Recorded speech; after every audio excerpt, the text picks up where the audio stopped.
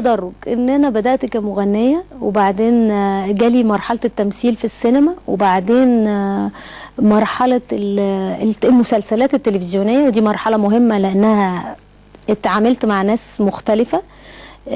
وبعد كده المرحلة اللي اكثر نضجا لانها كانت محتاجة ثقة الفني، اننا يبقى الناس يعني متقدمة لهم قبل كده، مش متغامر بيا غنائيا وتمثيليا، لانك بتقف قدام استاذ كبير في المسرح، واحد من اهم الناس اللي في المسرح كمخرج وكممثل، فكانت محتاجة نضج معين عشان وقفة المسرح دي مش حاجة سهلة. ومش عايزة اقول لحضرتك يعني جابوا هنا حتى شوية صور للفنانة العظيمة سميحة ايوب، اللي انا يعني بعتز جدا باللقاء اللي احنا عملناه قريب في عيد ميلادها، لان احنا عملنا سكة السلامة. هي طبعا عظيمة، عملت سكة السلامة وانا قعدت سكة السلامة، وكان رأيها فيا رأي مبهر ومدهش، ادهشني انا شخصيا يعني. ودي سيدة العالم العربي في المسرح. فيظهر انه يعني كان برضو من فضل ربنا عليا انه كان في مرحلة كده لازم اعدي بيها في الفن، عشان اعرف اقف على المسرح، لانه مش حاجة سهلة طب اسألك سؤال بقى، يعني ارجو انك تتحمليه. انت تميزتي في السينما وفي المسرح وفي الدراما اكتر من الغنى اللي بدأت بيه. مش ضد ومش مع، لان انا ست لطيفه في الموضوع ده، بس عندي شقين للحكايه.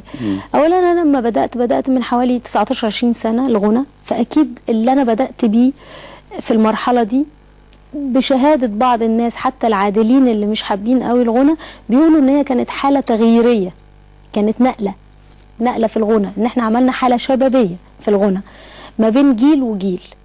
في ناس حبت جدا الغنى، وده اللي حطيني اصلا على طريق الفن قبل التمثيل. يعني الغنى عمل لي حالة من صرعة، يعني من بتكلم جد وتاني وقاعدين ساكتين كده ليه، لدرجة ان بعد سنوات لسه الناس بتكلمني على الشريط ده او على الألبوم ده او على الأغاني دي. ده بعض الناس التانية الكلاسيك اللي انا منهم وبيسمعوا الحاجات القديمة والحاجات دي كلها.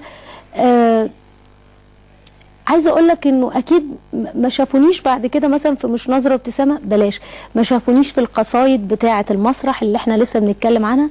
انا اشتغلت مثلا مع الموسيقار العظيم عمر خيرت، واشتغلت مع الفنان الجميل ياسر عبد الرحمن، والله يرحمه حسن ابو السعود، في ال3 مسرحيات. كل اللي كانوا بيسمعوا المزيكا، لان هم كان لسه متوقفين عند مرحله سيمون اللي كانت بتغني ماشيه وساعتي، مش اللي احنا لسه كنا بنجيبها او بتكلم جد. أنا بشوف إنه بما إن البني آدم ممثل جيد وبيتنوع في الأدوار اللي بيعملها، من حقك إنك تديله المساحة والمرحلة إنه ينضج في الغنى. بس أنا ما قدمتش حاجات كتيرة في الغنى غير الحاجات الأعمال الدرامية دي.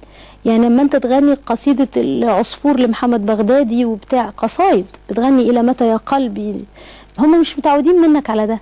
فالناس اللي كانت مش حابة قوي ده، في فرق زمني وعمري، احبت بشده ده، بس نسبته للمسرح، ما نسبتوش للغنى بتاعي، نسبته للاداء المسرحي. ده سبب التنميط ان في نمط لسيمون اول ما طلعت الناس حطها في دماغها في الغنى. ده سببه من وجهه نظري انا، ان احنا اتعودنا على انك انت لما تيجي يعني شوف الجمله اللي انا قلتها لك دلوقتي، نسب النجاح الغنائي في المسرحيه دي للمسرح، ما تنسبش ان دي بتغني بطريقه مختلفه. اتقال ده في الفني كعام، لكن ما اتخدش بانه الله دي نضجت، دي بتاعه تاكسي، دي البنت اللي كانت بتغني بتكلم جد، معقوله بتعرف تقول قصيده وتغني بصوت يعني رخيم كده ومختلف، لدرجه ان في بعض الناس كانوا فاكرين ان هم حاطين صوت واحده تانية في كارمن بالذات، لان كان بس هم ما في فتره زمنيه عدت.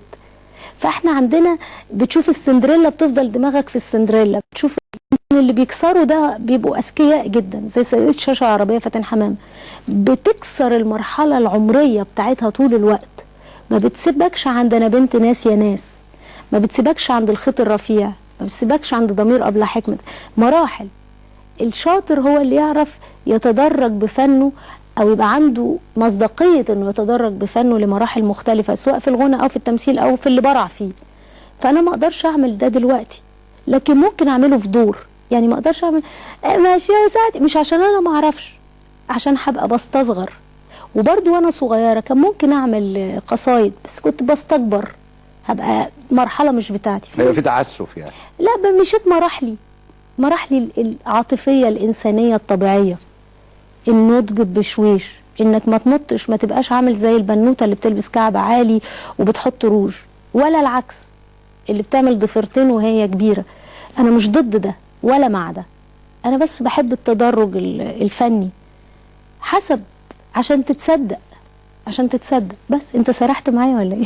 نضجت الفراشه او البنت الجميله سيمون، وصحيح سرحت معاها، قاعد اسمع، لان الشخصيه وملامحها بتبان كل ما تتكلم، وده دوري وهكمله بعد الفاصل.